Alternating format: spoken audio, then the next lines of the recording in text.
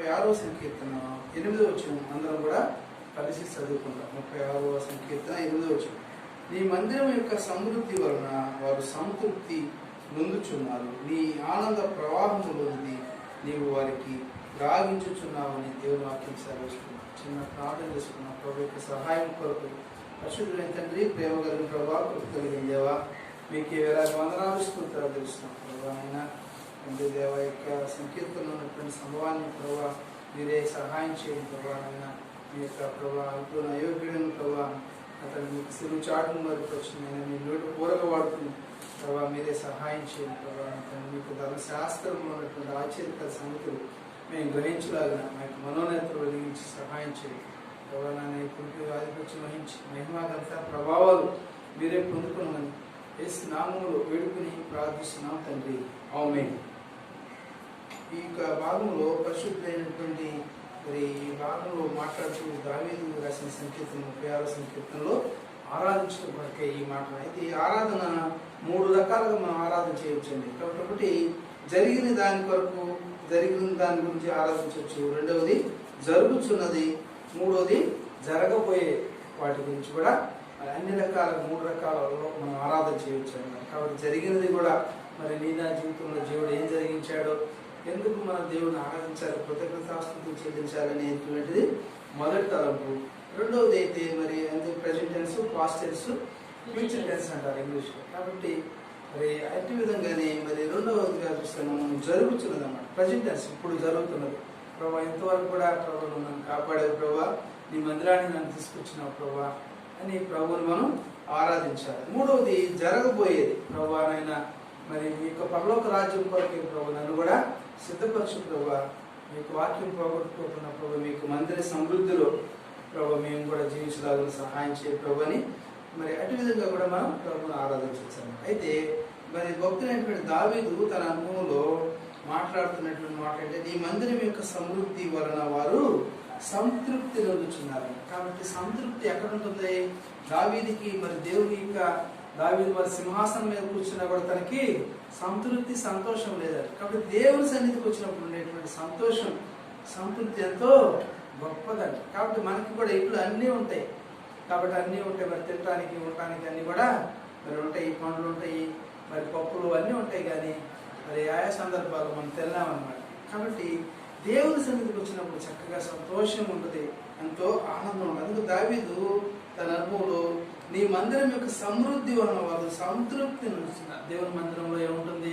దేవుని యొక్క సన్నిధి ఉంటుంది, దేవుని మాటలు ఉంటాయి, దేవుని యొక్క బలారాధన ఉంటుంది, కాబట్టి ప్రభు బలం ఉంటుంది. కాబట్టి ఇంతకన్నా మనకి ఏం కావాలి? దేవుని యొక్క వాక్యం ఉంటుంది, దేవుని యొక్క నడిపింపు, దేవుడే మనతో ఉంటాడు.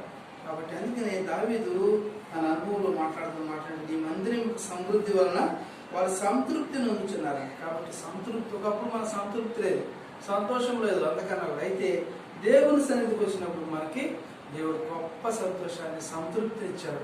అందరూ బట్టి మన ప్రభువుని మనం ఆరాధించి మన ప్రభువుని కనపరచబద్దులు.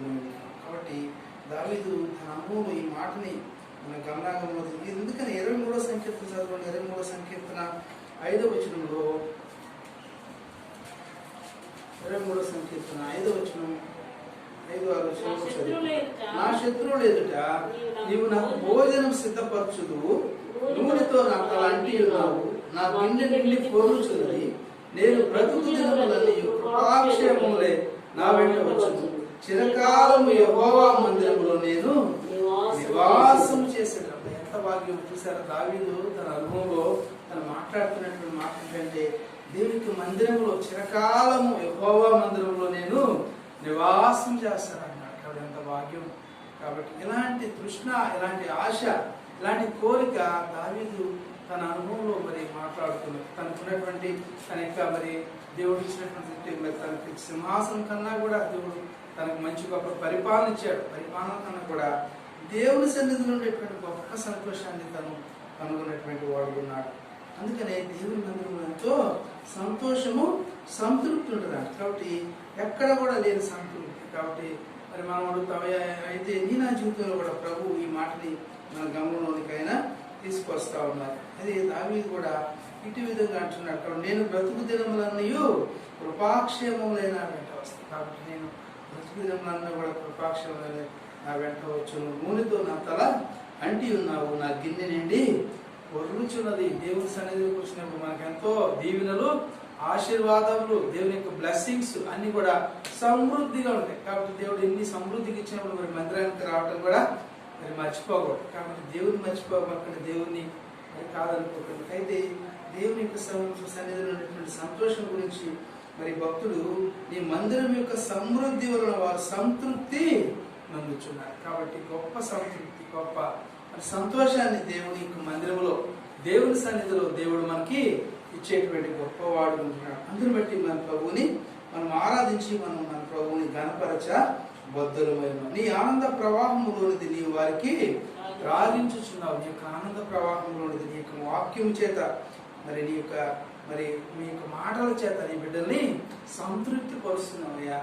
ఎవరికి ఏ మాటలు అవసరమో వారి ఎవరికి ఈ యొక్క హృదయానికి ఏ మాట అవసరమో ఆ యొక్క మాటలతో నీవు నీ మాటలు నాకు అందిస్తున్నావు. నీ మాటలు తేనె కంటేను జుంటి తేనె దారుల కంటే కూడా మధురంగా ఉన్నాయ్యా అంటూ ఇక్కడ నీ ఆనంద ప్రవాహంలోనిది నీ వారికి త్రాగించుచున్నావని భక్తులు మరి మాట్లాడుతున్నారు. ఆయనకి ఆనంద ప్రవాహంలోనిది దేవుడు మనకి ఇచ్చేటువంటి గొప్ప దేవుడు ఉన్నాడండి. అందుని బట్టి మన ప్రభుని ఇదే అధ్యాయంలో 16 అధ్యాయం 11 చూడండి. కీర్తన 16, 11 వచనంలో జీవ మార్గమును నీవు నాకు తెలియజేసేదవు, నీ సన్నిధిని సంపూర్ణ సంతోషం కలదు, నీ కుడి చేతిలో నిత్యము సుఖములు కలదు. కాబట్టి చూసావా, దేవుని యొక్క సన్నిధిలో ఉండేటువంటి ఆనందాలు గురించి భక్తుడు మరి నీ ఆనంద ప్రవాహంలో నీ వారికి త్రాగించుచున్నామంటే దేవుని యొక్క ఆనంద ప్రవాహంలో ఉండేటువంటి ఆయన నీకు సన్నిధి సంపూర్ణ సంతోషము కదా. కాబట్టి నీకు సన్నిధిలో మరి గొప్ప సంతోషం ఉన్నదని మరి అంటున్నాడు భక్తుడు. కాబట్టి జీవ మార్గంలో నీవు నాకు తెలియజేశారు. కాబట్టి జీవమును మరి ఈ మార్గాలు, మరి జీవానికి పోయేటువంటి మార్గం ఏది, మరి నరకానికి పోయేటువంటి మార్గం ఏది, ఇవన్నీ కూడా నాకు తెలియజేసేటువంటి వాడివి అంటూ నీ కుడి చేతిలో నిత్యము సుఖములు కావాలి. నీకు కుడి చేతిలో ఆయన, నీ కుడి చేతితో ఆయన తన కుడి చేతితో మనల్ని ఆదుకుంటా ఉన్నాడు అంటాడు ఒక చోట. అయితే ప్రభుని వారు ఆయన సన్నిధిలో ఉండేటువంటి సంపూర్ణ సంతోషం, ఆయన సన్నిధికి వచ్చినప్పుడు ఆయన సన్నిధిని మనం అనుభవించినప్పుడు దేవుని యొక్క గొప్ప ఆనందాన్ని మరి సంతోషాన్ని మన హృదయంలో మనం పొందేటువంటి వారు ఉంటాం. కాబట్టి మరి రెండవదిగా చూస్తే మరి మాట దావీదు రాసిన సంకీర్తన 103వ సంకీర్తన 8వ వచనం కూడా చదువుకుంటాం. 103వ సంకీర్తన 8వ వచనం, యెహోవా దయాదాక్షిణ్య పూర్ణుడు, దీర్ఘశాంతుడు, కృపా సమృద్ధి గలవాడు. కాబట్టి మన యొక్క దేవుడు మరి చూస్తే మొదటిగా మన దేవుడు యొక్క దేవుని మందిరంలో ఉన్నటువంటి సంతోషం, కృప సమృద్ధి ఉంటుంది. కాబట్టి దేవుని సన్నిధికి ఎంతో సమృద్ధిని దేవుడి యొక్క మనకు అనుగ్రహించేటువంటి గొప్ప దేవుడు ఉంటాడు. కాబట్టి కృపకు మనము మరి పాత్రలు కాదు, అయితే దేవుని కృప ఆయన మనకి ఇచ్చినాడు. కాబట్టి మన కృపకి మనం ఎంత మాత్రం కూడా పాత్రలు కాదు, అయోగ్యులు. అయితే దేవుడు ఆయన కృపకు నిన్ను నన్ను కూడా మరి పాత్రులుగా యోగ్యులుగా ఇచ్చినాడు. అందుని బట్టి మన ప్రభువును మనం ఆరాధించాలి. కాబట్టి రెండవ తలంపులో చూస్తే మరి ఆ యొక్క కృప, మరి మన యొక్క దేవుడు ఎంతో కృపగలిగినటువంటి వాడు ఉంటున్నాడు. అందుకని ఆ మాట ఇక్కడ రాస్తూ దీర్ఘశాంతి, కృపా సమృద్ధి గలవాడు. దేవుని సన్నిధిలో ఉండేటువంటిది కృప సమృద్ధి. కాబట్టి ఆయన అందుకని అనేకులు మనవాడు కూడా పేర్లు పెట్టుకుంటారు. కృపమని, కృపయ్య అని, ప్రేమానందం అని, కృపానందం అని పెట్టుకుంటారు. చూసారు, ఇవన్నీ కూడా దేవుని యొక్క కృపను తెలియజేసేటువంటి మాటలు మరి లోకంలో మనుషులు పెట్టుకునేటువంటి వారు ఉంటారు. కాబట్టి ప్రియ సహోదరి సహోదరులు, నేను కూడా దేవుని బట్టి మనం సంతోషించాలంట. మొదటి తరంలో కృపలో మరి సమృద్ధి మరి ఉంటుంది. కాబట్టి కృపలోనే మనకి సమృద్ధి అనేది దేవుడు అనుగ్రహించేటువంటి గొప్ప దేవుడు ఉంటాడు. కృపా సమృద్ధి గలవాడు. మనం ఆరాధించే ప్రభు కృపను మరి అనుగ్రహించేటువంటి వాడు. అందరి బట్టి మన ప్రభువుని మనం ఆరాధించి మన ప్రభువుని కనపరుస్తాము. అలాగే యెషయా గ్రంథంలో 55వ అధ్యాయము 3వ వచనం కూడా చదువుకుంటాం. 55 3వ వచనం. 3వ వచనంలో ఈ మాట కూడా కాబట్టి చెవి యొగ్గి నా యొద్దకు రండి, మీరు మీరు విననేడలా మీరు బ్రతుకుదురు, నేను మీతో నిత్య నిబంధన చేసేదను, దావీదుకు చూపిన శాశ్వత కృపను మీకు చూపెదను. చాలు. కాబట్టి దేవుని ఏముంటుందంటే ఆయన మరి చూసినప్పుడు శాశ్వతమైనటువంటి కృప ఉంటుంది దేవుని దగ్గర. కాబట్టి మొదటి తలంపు చూస్తే దేవుడు నీకు నాకు కృపలో ఆయన సమృద్ధిని ఇచ్చినాడు. కాబట్టి అందరూ బట్టి మన ప్రభువుని మనం ఆరాధిస్తాము. రెండో తలంపులో చూస్తే శాశ్వత కృపతో ఆయన కృపను చూపేటువంటి గొప్ప దేవుడు. శాశ్వతమైనటువంటి కృప ఎవరి దగ్గర కూడా దొరకదు, కానీ ప్రభు అయిన యేసుక్రీస్తు వారే శాశ్వతమైనటువంటి కృపను చూపేటువంటి గొప్ప దేవుడు ఉన్నాడు. అందుని బట్టి మన ప్రభువుని మనం ఆరాధించాలి. ఎందుకంటే చెవి యొగ్గి నా యొద్దకు రండి, చెవికి మరి నా యొద్దకు రండి అని ప్రభు పిలుస్తున్నారు. అయితే అనేకులు చెవి యొగ్గి దేవుని యొద్దకు రాలేకపోతా ఉన్నారు. అయితే దేవుడు మాట్లాడుతున్న మాట ఏంటంటే, ఆ సహోదరి సహోదరులారా, చెవి యొగ్గి నా యొద్దకు రండి, మీరు వినని ఎడల మీరు ఏం చేస్తారంట, బ్రతుకుతారు. కాబట్టి ఈ మాట విన్నప్పుడు, దేవుని మాట విన్నప్పుడు మనం బ్రతికేటువంటి వారు కూడా. దేవుని మాట, నీ వాక్యం నన్ను బ్రతికించి ఉన్నది, నా బాధలో ఇదే నాకు నెమ్మది కలుగు చేస్తుంది అంటాడు దావీదు. కాబట్టి దేవుని మాటలు మన హృదయానికి మనకెంతో నెమ్మదిని, క్షేమమును దేవుడు అనుగ్రహించేటువంటి గొప్ప దేవుడు ఉన్నాడు. అందుని బట్టి మన ప్రభువుని మనం ఆరాధించాలి. కాబట్టి మొదటి తరంలో చూస్తే కృపలో సమృద్ధిని ఇచ్చినాడు, అలాగే శాశ్వత కృప చూపేటువంటి దేవుడు. కాబట్టి అందుని బట్టి మన ప్రభువుని మనం ఆరాధించాలి. కాబట్టి కృపా సమృద్ధి కలిగినటువంటి దేవుడు మన దేవుడు. మన అంశం మొదటి నేను చూసినప్పుడు ఇంకో మాట చూస్తే యోహాను సువార్తలో మొదటి అధ్యాయము 14వ వచనంలో కూడా మాట గమనిస్తాం. యోహాను సువార్త మొదటి అధ్యాయము 14వ వచనం ఏం రాయబడుతుందంటే, ఆ వాక్యము శరీరధారి కృపాసత్య సంపూర్ణంగా మన మధ్యను నివసించను, తండ్రి వలన కలిగిన అద్వితీయ కుమారుని వలె మనం ఆయన మహిమను కనుగొంటాం. కాబట్టి ఆయన మహిమను మనం కనుగొనేటువంటి వారు ఉన్నారు. అందుకని అంటున్నాడు, ఆ వాక్యం ఎలా ఉన్నదంట, శరీరధారి కృపాసత్య సంపూర్ణంగా దేవుడు మన మధ్య నివసించినటువంటి వాడు. ఆయన యొక్క కృపను మనకు అనుగ్రహించినాడు, ఆయన యొక్క సత్యమును మనకి ఇచ్చినాడు. ఒకప్పుడు మన సత్యం లేదు, ఆయన యొక్క కృప కూడా మనకు లేని దినాలన్నప్పుడు దేవుడు ఆయన ఏం చేశారంట, ఆయన ఇక్కడ మాటలు 13వ వచనం కూడా చూస్తే, వారు దేవుని వల్ల పుట్టిన వారు కానీ రక్త మాంసం వల్ల శరీరేశ్వరులను పుట్టిన వారు కారు. ఆ వాక్యము శరీరధారి కృపాసత్య సంపూర్ణుడుగా మన మధ్య నివసించారు. కాబట్టి ఆ వాక్యమే నిన్ను నన్ను కూడా బ్రతికించేది, మనల్ని ఆయన రక్షించేటువంటిది దేవుని మాటలు. కాబట్టి అటు విధంగా దేవుని తలంపు ద్వారా ప్రభు మాట్లాడుతున్న మాట అంటే, శాశ్వత కృపతో దేవుడు నిన్ను నన్ను కూడా ఇంతవరకు కూడా కాపాడుతూ వచ్చాడు. ఇలాంటి పరిస్థితుల్లో కూడా దేవుడు నిన్ను నన్ను కూడా ఆయన కృపలతో, ఆయన మేళ్లతో, ఆయన ఆశీర్వాదాలతో దేవుడు ఇంతవరకు కూడా ఆయన కాపాడుతూ, ఆయన రక్షిస్తూ, బాధ నిన్ను నన్ను కూడా ప్రతి పరిస్థితి నుంచి కూడా ఆయన కాపాడుతూ వచ్చినటువంటి దేవుణ్ణి మనం ఆరాధించి మన ప్రభువుని కనపరచబోతున్నాం అంటున్నాం. అలాగే మన ప్రభువు కృపగలవాడు. కాబట్టి కృపగల ప్రభువుని మనం ఆరాధించి మన ప్రభువుని కనపరుచుదాం. రెండో తలంపుగా చూస్తే యెషయా గ్రంథం 33 చూడండి. యెషయా గ్రంథం 33:6 వచనంలో చదువుకుంటాం. యెషయా గ్రంథం 33వ అధ్యాయము 6వ వచనంలో ఈ మాట ఉంటుంది.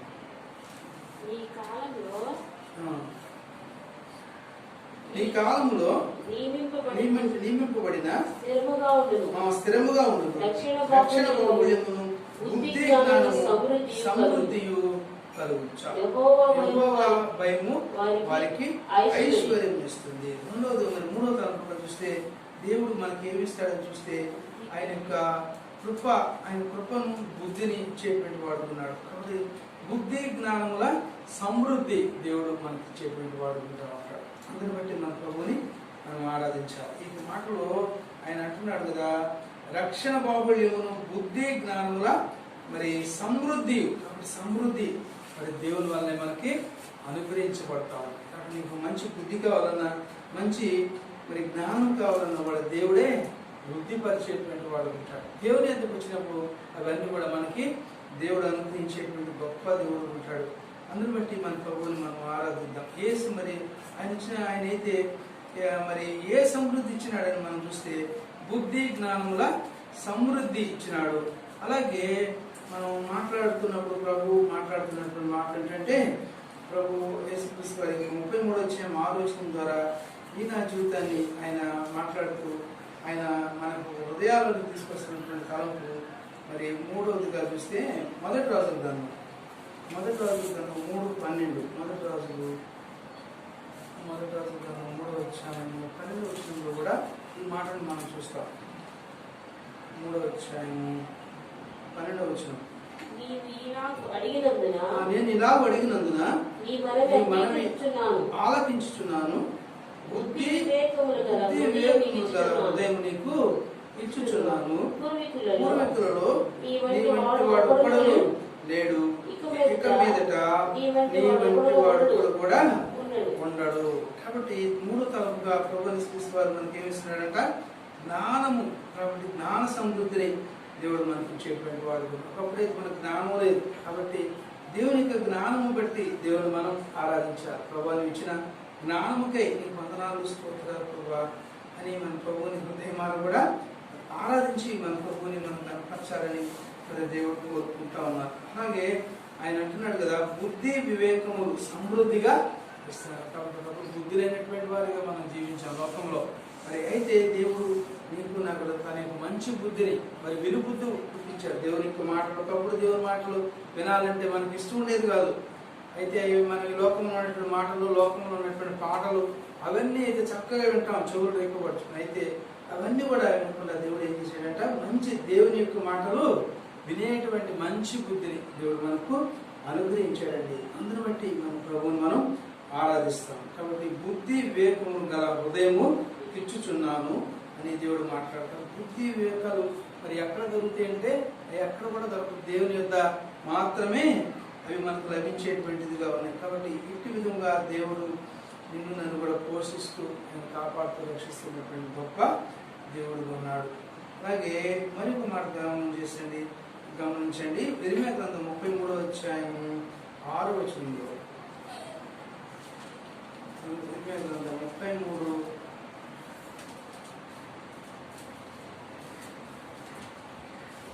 నేను దానికి ఆరోగ్యమును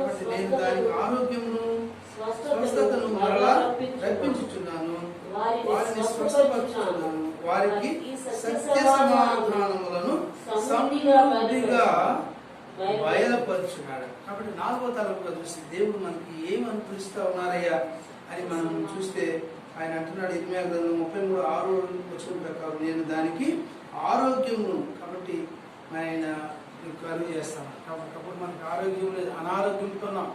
అయితే అలాంటి పరిస్థితుల్లో దేవుడు సంపూర్ణమైనటువంటి ఆరోగ్యమును ఇస్తూ, మరి అలాగే కాకుండా ఆయన సత్యములో, ఆయన యొక్క సత్యంలో మనం నడిచేటువంటి వారిగా దేవుడు మనం చేశాడండి. అందుకని ఈ మాట అంటాడు కదా, నేను దానికి ఆరోగ్యమును స్వస్థతను మరలా రప్పించుచున్నానంటూ వారికి సత్య సమాధానము ఏం చేస్తున్నాడు?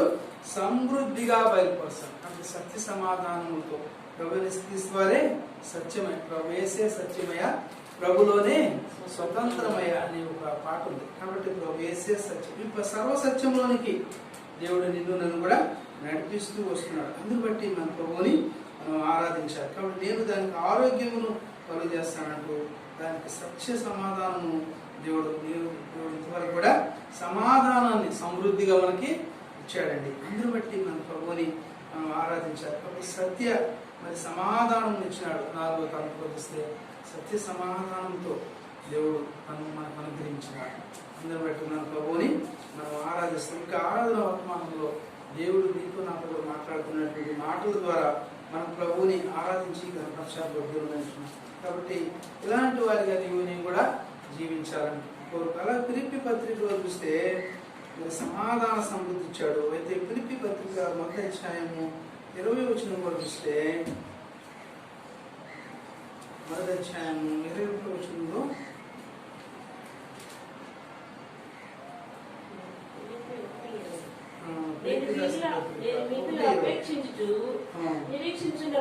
కాబట్టి నేను మిగులు అపేక్షించుతూ నిరీక్షించున్న ప్రకారం ఈ ప్రార్థన వలన యేసుక్రీస్తు యొక్క ఆత్మ సమృద్ధిగా కలుగుట వలన ఆ ప్రకటన నాకు రక్షణాధారంగా పరిగణించినట్టు నేను నెరుగు. కాబట్టి 5వ తలంపుగా దేవుడు మనకి ఏమిస్తా ఉన్నాడంటే, కాబట్టి నీకు నాకు కూడా ప్రభువైన యేసుక్రీస్తు వారు ఇస్తున్నటువంటి మరి మాటల గురించి ఇక్కడ ఏం తెలియజేయబడుతున్నదంటే, ఆయన క్రీస్తు యొక్క ఆత్మను నాకు సమృద్ధిగా ఇచ్చినాడు. అందుని బట్టి మన ప్రభువుని మనం ఆరాధించాలి. తన యొక్క ఆత్మను దేవుడు మనకి ఇచ్చాడు. అందుని బట్టి మన ప్రభువుని మనం గణపరచాలండి.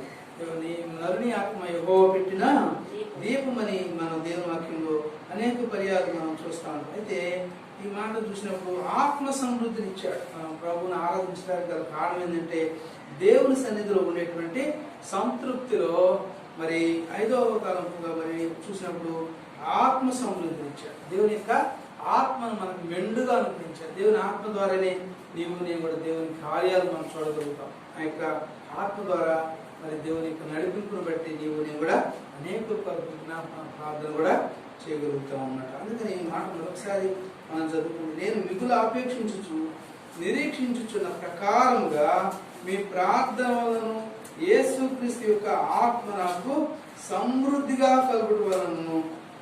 కాబట్టి యేసుక్రీస్తు వారి యొక్క మరి ఆ యొక్క ఆత్మ మనకి ఎలా ఉంటుందంట, సమృద్ధిగా ఇచ్చాడండి. తన యొక్క ఆత్మ మరి మరి దేవుని యొక్క ఆత్మ మీద సగం ఇవ్వలేదు, కానీ సమృద్ధి అనేటువంటి ఆత్మను మరి ప్రభువైన యేసుక్రీస్తు వారు మనకు అనుగ్రహించారు. అందును బట్టే ఈనాడు మన ప్రభువుని ఆరాధించి ఆయన మనం ఘనపరచబోతున్నాం. మీ ప్రార్థన వలన యేసుక్రీస్తు యొక్క ఆత్మ నాకు సమృద్ధిగా కలుగుతాను. మనం ప్రార్థన చేసినప్పుడు మనం ఆత్మలో ప్రేరేపణ కలుగుతుంది. కాబట్టి మన స్థలం ఏంటంటే, మరి ఇక్కడ మనం చూసినప్పుడు ప్రభువైన యేసుక్రీస్తు నీ మందిర సమృద్ధి వలన బట్టి, కాబట్టి దేవుని యొక్క మందిరంలో ఉండేటువంటి సమృద్ధిని గురించి ప్రభు మాట్లాడుతున్నారు. కాబట్టి దేవుని మందిరంలో కలిగేటువంటి సంతృప్తిని బట్టి ప్రభు ఇది మన యొక్క గమనంలోనికి తీసుకొస్తున్నారు. 5వ తలంపుగా మనం చూస్తే, దేవుడు మనకి ఏమి ఇస్తున్నాడంట, ఆత్మను నాకు సమృద్ధిగా కలిగిస్తాడు. దేవుని మందిరంలో కొంచెం ప్రార్థిస్తున్నప్పుడు, దేవుని యొక్క మాటలు వింటున్నప్పుడు దేవుని యొక్క ఆత్మ మనతో మాట్లాడతాడు. దేవుడి యొక్క మరి ఆయన మనతో చక్కగా గైడ్ చేసేటువంటి గొప్ప దేవుడు ఉంటాడు. అందరూ బట్టి మన ప్రభువుని మనం ఆరాధించి మన ప్రభువుని కనపరచబోతున్నాం. కాబట్టి ఈ మందిరం యొక్క సమృద్ధిని బట్టి మేము ప్రభు సంతృష్టిని బట్టి మేము ఆనందించున్నామని దావీదు అన్నప్పుడు ఎలాంటి సంతృప్తితో దేవుడు నిన్ను కూడా పోషిస్తున్నాడు, బలపరుస్తున్నాడని చూస్తే మనం 5వ తలంపుకి ఆత్మ సమృద్ధిని ఇచ్చాడు. దేవుని యొక్క ఆత్మను మనకు సమృద్ధిగా ఇచ్చాడు. కొలతలేని ఆత్మ ఇచ్చానంటాడు ఒక చోట. కాబట్టి అలాంటి ఆత్మ కలిగి ప్రభువుని మనం మరి ఆత్మతో సత్యముతో మన ప్రభువుని ఆరాధించి మన ప్రభువుని ఘనపరచ బద్ధులమై ఉన్నాము. కాబట్టి హగ్గయి గ్రంథంలో కూడా 2వ అధ్యాయము 6వ వచనం కూడా చూస్తాం. హగ్గయి గ్రంథం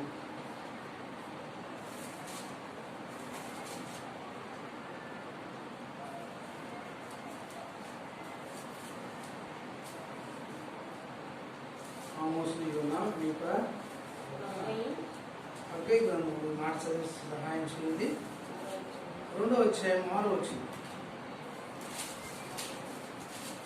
హగ్గయి 2వ అధ్యాయం 6వ వచనం ఏంటంటే, కాబట్టి మరియు సైన్యములకు అధిపతి యెహోవా ఇలాగ సెలవిచ్చున్నాడు, ఇక కొంతకాలము ఇంకొక మారు ఆకాశమును భూమిని సముద్రమును నేలను నేను కంపింప చేసేదను.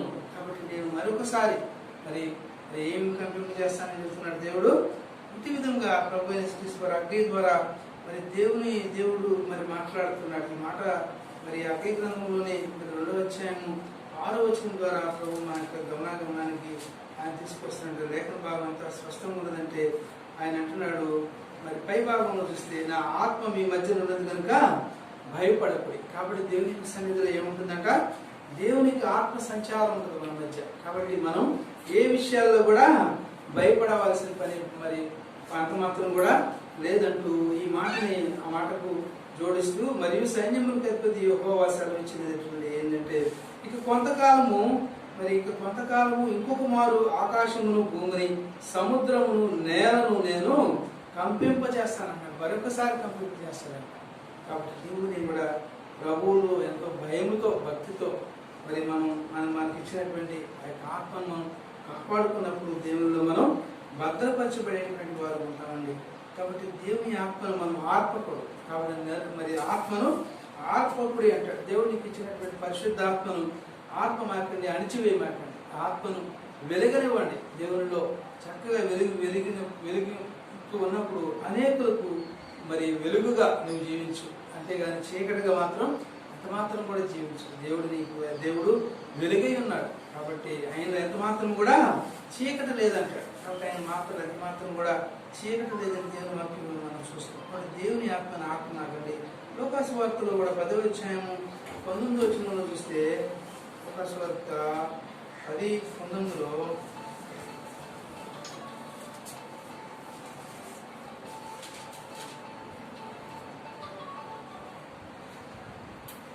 లోకాసు వార్త 10వ అధ్యాయము 19వ వచనంలో కూడా ప్రభు ఈ మాటని నాకు ప్రారంభంగా తీసుకొస్తున్నారు.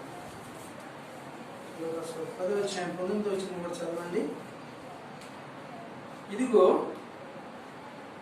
పాములను తేళ్లను త్రొక్కుటకు శత్రువు మరి బలమంతటి మీద మీకు అధికారం అనుగ్రహించున్నాను, ఏది మీకు ఎంత మాత్రం కూడా బాధి చేయదండి. కాబట్టి దేవుని యొక్క నామములో ఉన్నటువంటి గొప్పతనం గురించి ఈ మాట మరి లోకస్వార్థకుడు రాస్తూ ఉన్నారు. కాబట్టి మనకి ఎంత మాత్రం కూడా హాని ఎంత మాత్రం కూడా కలగదని దేవుని వాక్యం సెలవిస్తూ ఉన్నారు. కాబట్టి దేవుడు ఆయన ఎంతో గొప్ప కార్యం చేసేటువంటి గొప్పవాడు ఉన్నాడు. కొలత లేని ఆత్మను దేవుడు మనకు అనుగ్రహించి ఆయన నిన్ను నన్ను కూడా ఆయన పోషించేటువంటి వాడు ఉన్నాడు. కాబట్టి యెహోవా మందిరంలో మనకి ఏం దొరుకుతుందని చూస్తే మరి 6వ తరముగా మనం చూస్తాం. కొలస్సీ పత్రికలో 3వ అధ్యాయం 16వ వచనం. కొలస్సీ పత్రిక 3:16 చదువు.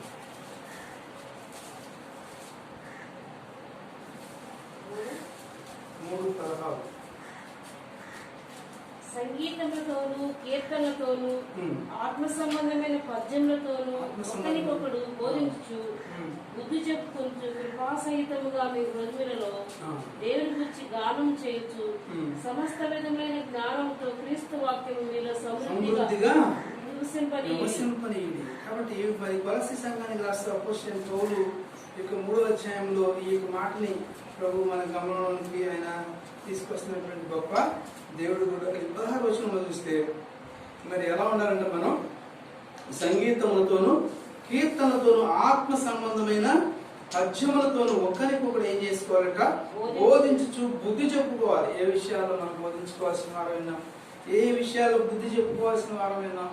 మరి ప్రభు ఆయన మాట ద్వారా నన్ను కూడా ఆయన బలపరుస్తూ ఉన్నాడు. అయితే కృపాసహితంగా మీ హృదయములలో దేవుని గూర్చి గానము చేయించు సమస్త విధములైన జ్ఞానముతో క్రీస్తు వాక్యం మీలో ఎలా ఉండాలంట, సమృద్ధిగా నివసిస్తుంది. కాబట్టి దేవునికి మందిరంలో వచ్చినప్పుడు దేవుడు ఆలోకరంగా మరి వాక్య సమృద్ధినిచ్చేటువంటి వాడు. దేవుని యొక్క వాక్యంతో నిన్ను నన్ను కూడా సమృద్ధి అయినటువంటి మాటలు, దేవుని మాటలతో మన హృదయాన్ని తృప్తిపరిచేటువంటి వాడు. అందుని బట్టి మన ప్రభువుని మనం ఆరాధించి గణపరచబద్ధమై ఉంటున్నాం. కాబట్టి వాక్య సమృద్ధిని ఇచ్చినాడు. కాబట్టి వాక్యము నీకు నాకు కూడా ఎంతో మరి భద్రతనిస్తుంది. కాబట్టి మరి వాక్య సమృద్ధి అనేక మరి ఇక లాక్డౌన్ దినాలు అయినా కూడా దేవుడు మరి సువార్త మరి ప్రకటించినంత కన్నా కూడా ఎక్కువగా మరి సువార్త ప్రకటించబడుతూ ఉన్నది. కాబట్టి సోషల్ మీడియా ద్వారా అనేక మంది ప్రవక్తల ద్వారా మరి దేవుని బిడ్డల ద్వారా అనేకులు మరి దేవుని మాటలు ఎవరు చూసినా కూడా అంత ఆన్లైన్లోనే మరి దేవుని సువార్తలు ఉంటున్నారు. అనేక దేవుని మందిరానికి వెళ్ళే పరిస్థితుల్లో ఇంటి దగ్గర ఉండే ఆన్లైన్లోనే వారు చక్కగా దేవుని మాటలు వింటా ఉన్నారు. కాబట్టి ప్రభు యేసుక్రీస్తు వారు 5వ తరంలో చూస్తే 6వ తరంలో వాక్య సమృద్ధిని ఇచ్చినాడు. కాబట్టి మరి అన్నిటిని ఆపగలిగారు, కానీ వాక్యాన్ని మాత్రం ఎవరు కూడా ఆపలేకపోయారు. దేవాలయాలు మూసేశారు, అన్ని మూసేశారు. అయితే దేవుని మాటలు మాత్రం ఎవరు కూడా నిలుపుదల చేయలేకపోయారు. కాబట్టి అనేక విధాలుగా అందరూ కూడా దేవుని మాటలు జూమ్ వేస్తారు. కూడా అనేకులు దేవుని మాటలు మరి చక్కగా ఇంటి దగ్గర ఉండి అందరూ కుటుంబం అంతా కూడా చక్కగా ఆలోచిస్తూ ఉన్నారు. అంత గొప్ప భాగ్యం. కాబట్టి దేవుని యొక్క సన్నిధిలో ఉన్నటువంటి సంతోషం గురించి ఆరోగ్యాల గురించి వాక్య సమృద్ధిని ఇచ్చినాడు. అందుని బట్టి మన ప్రభువుని మనం ఆరాధించి మన ప్రభువుని మనం గణపరచబద్ధులమై ఉంటున్నాం. సమస్తమైనటువంటి ఇక్కడ సమస్తములైన జ్ఞానంతో క్రీస్తు వాక్యం వీళ్ళు సమృద్ధిగా నివసిస్తున్నాం. కాబట్టి వాక్యాన్ని సగం కాకుండా కొంచెం కాకుండా సమృద్ధిగా వాక్యాన్ని హృదయం వాక్యం దొరికినప్పుడు వాక్యాన్ని భుజించండి.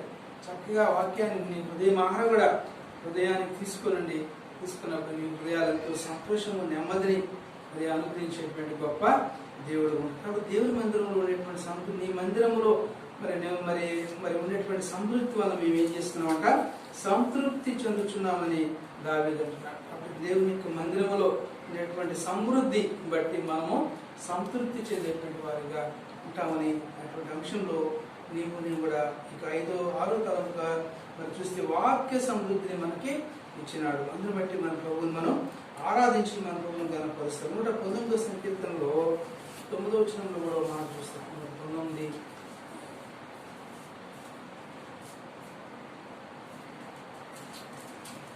119వ సంకీర్తన 9వ వచనం.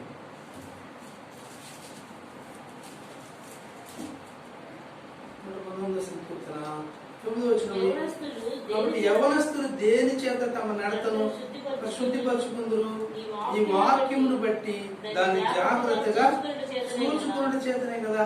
కాబట్టి మరి దేని చేత మరి యవనస్తులు తమ యొక్క నడతను శుద్ధి చేసుకుంటారని వాక్యాన్ని దేవుడు మాట్లాడుతారు. కాబట్టి యవనస్తులకి కావాల్సింది దేవుని యొక్క వాక్యం. ఈనాడు వాక్యం లేక అనేకులు మరి దేవుని సన్నిధికి రాకుండా వారు లోకంలో పాపంలో ఉంటూ వారి జీవితాలను ఎంతో వ్యర్థపరుచుకుంటున్నారు, నష్టపరుచుకుంటున్నారు. కష్టపడి కని పెంచి మరి పెద్ద చేసి మరి చదివించి బిడ్డలను మరి ప్రయోజకులుగా చేద్దామంటే పిల్లలు ఎంతగానో ఈ లోకంలో ఉన్నటువంటి వాటికి బానిసలుగా ఉంటున్నారు. అందుకనే దేవుని సన్నిధికి వచ్చినప్పుడు వారు ఎంతగానో వారి హృదయాలను వారి యొక్క ప్రవర్తనను కూడా దిద్దుకునేటువంటి వారు ఉంటారు. కాబట్టి దేవుని సన్నిధిలో ఉన్నటువంటి సంతృప్తి గురించి మాట్లాడుతూ యవనస్తులు దేని చేత తమ నడతను శుద్ధిపరచుకుంటారని అక్కడ క్వశ్చన్ మార్క్ ఉంది. దేవుని చేత వారు శుద్ధిపరచుకుంటారంటే నీ వాక్యమును బట్టి దానిని గట్టిగా చూచుకుని బట్టినే కదా. కాబట్టి తన యొక్క వాక్యం, మన వాక్యం దేవుని వాక్యం మనలో ఉంటే మనం పాపం చేయలేమండి,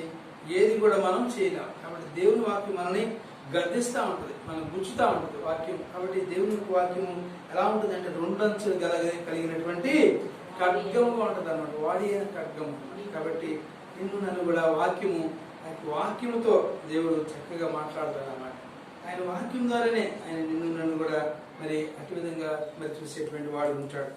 అలాగే 5వ తరంపు 6వ తరంపులో చూస్తే వాక్య సమృద్ధిని దేవుడు మనకు అనుగ్రహించినాడు అని మనం చూస్తున్నాం. అక్కడ మేలులతో మరి దేవుడు నిన్ను నన్ను కూడా ఆయన నింపినటువంటి వాడు ఉన్నాడు. కాబట్టి వాక్యం చదువుతున్నారా లేదా అని ప్రభు యేసుక్రీస్తు వారు మరి అడుగుతాము. కాబట్టి అనుదినం కూడా మనం దేవుని వాక్యం మరి ధ్యానించినప్పుడు చదివినప్పుడు దేవుని యొక్క మేలులు కృపలు మనం కూడా పొందుకునేటువంటి వారు ఉంటాం. అలాగే 7వ తరపుగా మనం చూస్తే 2 కొరింథీ పత్రిక 9వ అధ్యాయము 8వ వచనం కూడా చదువుతాం. అపోస్తలుడైన పౌలు కొరింథీ రాసిన పత్రిక 2వ పత్రిక 9వ అధ్యాయము 8వ వచనం కూడా చదువుకుంటాం. మరియు